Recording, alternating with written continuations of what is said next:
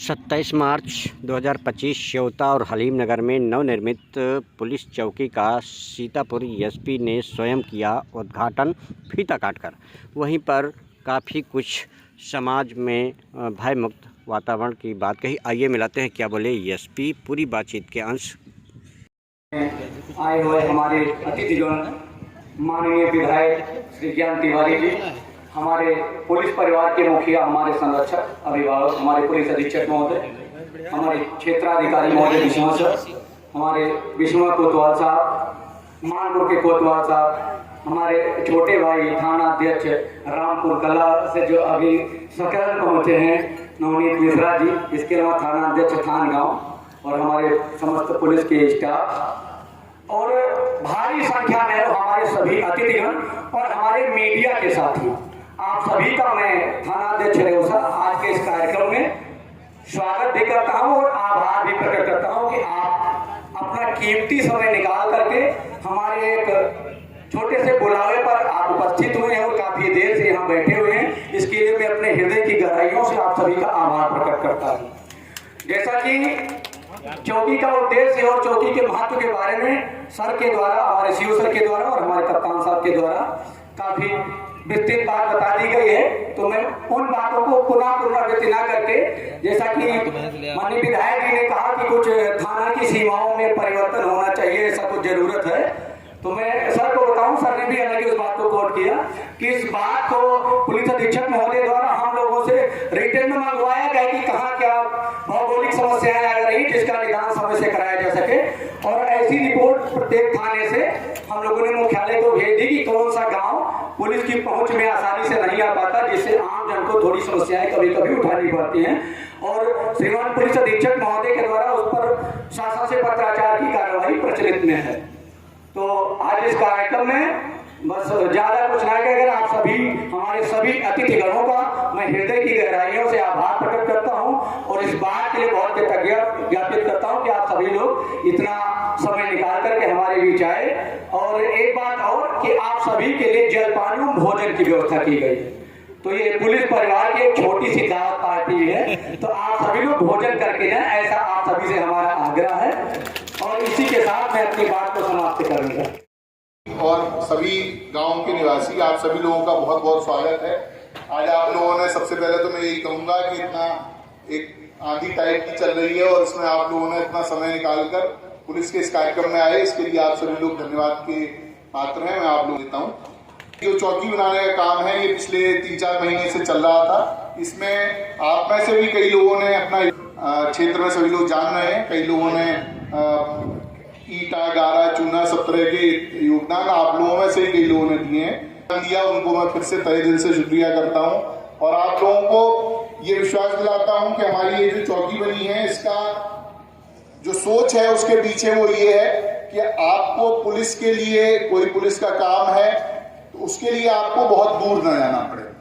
थाना आपके यहाँ से लगभग 15 से 20 किलोमीटर की दूरी है। जैसा आप लोग जानते हैं कि अभी भी FIR थाने पे ही लिखाई जाएगी, लेकिन उसके अलावा जितने भी पुलिस संबंधी कार्य हैं, कोई वेरिफिकेशन आता है, कोई आपकी शिकायत होती है, कोई दुर्घटना हो जाती है, कोई छोटे मोटे मारपीट के मामले होते हैं, इस तरह के जो भी मामले आते हैं, आप चौकी पर आकर पुलिस की जो सेवाएं हैं उसको अपने यहाँ से प्राप्त कर सकते हैं। सरकार का एक उद्देश्य भी है कि जो सरकार के जितने भी एजेंसी हैं, चाहे सरकार के जितने विभाग हैं, वो सभी गांव के लेवल पर पहुंचे और गांव में लोगों को सेवाएं दें। आपका ये जो है तो ग्राम पंचायत, लेकिन पूरा कस्बा है। अभी मैं आ रहा था तो देख रहा था कि काफी कितना बड़ा कस्बा है और इसमें यहाँ पर अभी तक कोई पुलिस की ऐसी उपस्थिति नहीं थी। तो ये चौकी बनी है, तो इसके बाद में आपको यहाँ पर परमानेंट पुलिस, एक सब इंस्पेक्टर जो चौकी इंचार्ज होंगे और उनके साथ में 5-6 लोगों का स्टाफ, ये 100% 24 घंटे यहाँ पर आपको मिलेगा। तो कोई गांव में समस्या आती है, कोई बात आती है, तो आप यहाँ पर संपर्क करिए, हम लोग आपकी सेवा के लिए तैयार रहेंगे। कुछ बातें हैं जो मैं आज आप लोगों के बीच में आने का मौका मिला है, कहूँगा। जैसा कि आप सभी लोग जान रहे हैं कि ग्राम पंचायत के चुनाव आ रहे हैं, तो ग्राम पंचायत के चुनाव में हमारे यहाँ सभी जगह, हमारे गाँव में भी वही हाल है, आपके यहाँ भी वही हाल है कि आपस में एक दूसरे को फंसाने के लिए, एक दूसरे के खिलाफ सही गलत तरह तरह के मुकदमे लिखाने का एक प्रचलन बन गया है। तो मेरा आप लोगों से ये कहना है कि कोई घटना हो तो उसको बिल्कुल मत छुपाइए, लेकिन अगर कहीं पर कोई मामला इतना सा है और उसको बढ़ा चढ़ाकर जो बताने की जो प्रवृत्ति कई जगह पे हो गई है, उसको कृपया सभी लोग आपस में बैठकर बात करें, और इसमें सबका नुकसान होता है। इस प्रवृत्ति को हम लोगों को रोकने की जरूरत है। अभी मैं आपको एक उदाहरण बताऊं कि एक समय में एक मामला हुआ, बच्चों में होली के समय में आपस में रंग एक ने फेंक दिया, दूसरे ने इसके बदले में गाली दे दी, इतनी सी बात में, जिसको बड़े बुजुर्ग बिठा के समझाकर या डांट फटकार कर उसको वहीं के वहीं खत्म करा सकते थे। लेकिन उसमें दोनों पक्षों ने अपनी अपनी तरफ से FIR कराई। एक ने छेड़छाड़ और तरह तरह की बातें लिखी, और एक ने उसमें लिखा दिया कि हमारी जो वकील साहब लोग बताते हैं कि चेन लूट ली और हमारा और सामान उठा ले गए, इस तरह की उन्होंने FIR लिखा दी। फिर उसके बाद में दोनों लोगों ने अपना पैसा, समय और पूरी एनर्जी बर्बाद करते यहाँ से सीतापुर और जगह जगह उसके बारे में कंप्लेन की। तो पुलिस का क्या, पुलिस ने दोनों की FIR लिखी, अब दोनों लोग जेल चले गए। अब दोनों लोग जेल में बैठे, अब जेल में बैठ के दोनों लोग आपस में समझौता कर रहे हैं। तो हमने कहा भाई यही चीज है, अगर आप लोग थोड़ा सा पहले सोच विचार कर लेते, जो उनके परिवार के बड़े बुजुर्ग हैं, सदस्य हैं, वो इस बारे में सोच लेते तो यहाँ तक नौबत नहीं आती। अब उन लोगों के नाम परमानेंट FIR हो गई, अब वो लोग परमानेंट जेल जाना एक अपने आप में बहुत खराब एक्सपीरियंस होता है। ये आप सब लोगों में से अगर किसी को ऐसा मौका कोई है जिसको मौका मिला है पहले कभी जेल जाने का, तब तक ये संभव नहीं है। एक आदमी सही रास्ते पे चलने लगे तो दूसरे लोग उसको पीछे खींचने की कोशिश करते हैं। तो इसमें अगर जब तक सब लोग सही रास्ते पे नहीं चलेंगे तब तक इसमें इसका निदान नहीं। और पंचायत के चुनाव आने वाले हैं, हर मामले में कोई झगड़ा हो गाँव में प्रधान जी का नाम जरूर लिखा दिया जाता है या पूर्व प्रधान जो है उनका नाम लिखा दिया जाता है। तो इससे कृपया बचिए। इसमें आप सभी लोगों का जो भी इसमें फंसता है उसका बहुत नुकसान होता है, हम लोगों को भी बहुत दुख होता है, लेकिन फिर उसके बाद कानून से बंधे होने की वजह से हम लोग उसमें कुछ कर नहीं पाते। तो ये एक बात कहनी थी। दूसरी एक बात, हमारे पास मोबाइल आ गया है, तो मोबाइल के माध्यम से बहुत से को रोकना हम लोगों की जिम्मेदारी है। तो इसमें आप लोगों को मैं बताना चाहूंगा कि इसमें पुलिस के पास अभी ऐसे बहुत सारे साधन नहीं है जो मोबाइल से होने वाले अपराध पे कोई किसी तरह से आपके अकाउंट से पैसा निकालने की बात हो। हमारे यहाँ बहुत सारे लोग ऐसे आते हैं जिनके OTP आया उनके यहाँ, उनसे फोन करके OTP पूछ लिया, कह दिया आपके किसी बच्चे का एक्सीडेंट हो गया है, इसके नाम पे आपसे आपकी जानकारी ले ली, आपके बैंक अकाउंट के बारे में पूछ लिया, यही कह दिया कि आपको फलानी योजना में लाभ मिलने वाला है, तो आप अपना पूरा बैंक अकाउंट नंबर, आधार नंबर सब कुछ बताइए, और लोग उसमें बलवंत में बता देते हैं। और आपने एक बार जहाँ ये सब चीजें बताई उसके बाद आपके अकाउंट से सारा पैसा गायब, और वो पैसा यहाँ नहीं रहता, वो पैसा कहीं झारखंड होते हुए कहीं पता चला विदेश चला गया, और कहीं एक अकाउंट से दूसरे अकाउंट, तीसरे अकाउंट में ट्रांसफर होते हुए वो अपने हाथ से निकल जाता है। उसके बाद में आप उसके बारे में कुछ नहीं कर सकते। पुलिस FIR लिख भी लेगी तो भी आपका पैसा वापस नहीं दिला पाएंगे। तो इससे केवल बचाव करना ही एक अपनी सुरक्षा का तरीका है। तो इससे बचाव करें। जो हमारे बड़े बुजुर्ग हैं उनसे मैं कहना चाहूंगा कि कोई ऐसे मैसेज आते हैं, कोई ऐसी चीज आती है, तो आपके घर में जो भी आपके अड़ोस पड़ोस में जो लड़के थोड़ा जानते हो इसके बारे में, मोबाइल के बारे में, जो उसके बारे में जानते हो, ऑनलाइन बैंकिंग कैसे की जाती है, उनसे बात कर लें, तभी उसके बाद में ये सारी सूचनाएं किसी आदमी को दें। तो उनकी लॉटरी लग गई 5 लाख रुपए की। अरे भाई, जिसकी लॉटरी अगर कैसे लगती होती फोन करके और लॉटरी, तो वो आदमी पहले अपनी लॉटरी लगवाता, 5 लाख रुपए पाता, आपको क्यों बताएगा वो ऐसी लॉटरी के बारे में। आते हैं उनसे सावधान रहिए, उनके चक्कर में मत फंसिए। इसी हमारे जो भाई लोग हैं, जो युवा हैं, उनको ज्यादा सोचने की जरूरत है कि हम लोगों ने अपने फोन में कई सारे ऐसे ऐप इंस्टॉल कर लिए हैं जो हमारी सूचना लीक करते हैं, या हम पूरे दिन उसमें व्यस्त रहते हैं, पूरे दिन हम लोग रील देखते रहते हैं, पूरे दिन हम लोग जो यूट्यूब पे शॉर्ट आ रहे हैं वो देख रहे हैं, बैठ के और कोई काम नहीं, पूरे दिन यही काम कर रहे हैं। तो इसके बारे में विचार करने की जरूरत है कि हम लोग इसमें अपना बहुत ज्यादा समय बर्बाद कर रहे हैं। उसमें अच्छे बुरे हर तरह के वीडियो फोटो आते हैं, और उसके बाद में घर वालों को पता ही नहीं होता कि हमारा बच्चा क्या कर रहा है। तो एक बार जो माता पिता हैं जिनके बच्चे हैं, युवा हैं या 13-14 साल के हैं, 20 साल के हैं, उनसे मैं ये जरूर अनुरोध करूंगा कि आप लोग अपने बच्चों का मोबाइल अगर आपने दिया है तो नंबर 1 तो दीजिए मत। अगर दे रहे हैं, मान लीजिए जरूरत आपको लगती है दे रहे हैं, तो फिर आप उसको जरूर लगातार चेक करते रहिए कि वो मोबाइल में क्या क्या देख रहे हैं।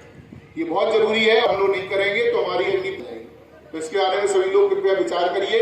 और इसमें जो हम लोगों की तरफ से, क्योंकि इसमें बताया ही जा सकता है, इसके बारे में एक बार कोई मामला हो जाए, कई सारे ऐसे मामले हुए, उन्होंने अब IPL चल रहा है, उसमें बैटिंग कर ली, बैटिंग में पैसा लगाते गए, शुरुआत में वो ऐप आपको बताएगा कि 500 रुपए जीत गए, 1000 रुपए जीत गए, उसके बाद आप पता लगा कि 20,000 रुपए लगा दिए और आपको कुछ नहीं मिला, या उसने अपने घर का इस तरह का पैसा लगा दिया, तो वो या तो चोरी करेगा या कहीं डाका डालेगा या फिर कहीं किसी तरह से ऐसी स्थिति में आएगा जो उससे वो पैसा निकल कर नहीं बनेगा।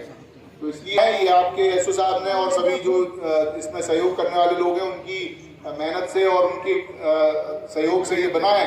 लेकिन रहेगा कि हम इस चौकी से आम जनता को अच्छी सेवाएं दे पाएं, तब इस चौकी का कोई फायदा है। नहीं खाली बिल्डिंग तो कोई दिक्कत नहीं रहती। तो जो हमारा स्टाफ है, तो हमारा पहला काम जो हमें तनख्वाह मिल रही है वो इसी बात की मिल रही है कि हमारे यहाँ कोई आदमी आता है परेशान है, तो परेशानी में उसकी परेशानी में मदद जो कर सकते हैं वो हम उसकी मदद करें और उसमें जो कानूनी सहायता है वो उनको दें। कानूनी यहाँ पे इतनी दूर दराज के क्षेत्र में कई बार ऐसा होता है कि सही कानूनी सलाह भी नहीं मिल पाती, तो हमारा काम ये भी है कि हम कानूनी सलाह दें और व्यक्ति की मदद करें। ये हम लोग इसी उद्देश्य से चौकी बनी है। आज आप सभी लोग इस कार्यक्रम में आए, आप सभी लोगों का बहुत बहुत धन्यवाद। माननीय विधायक जी इन्होंने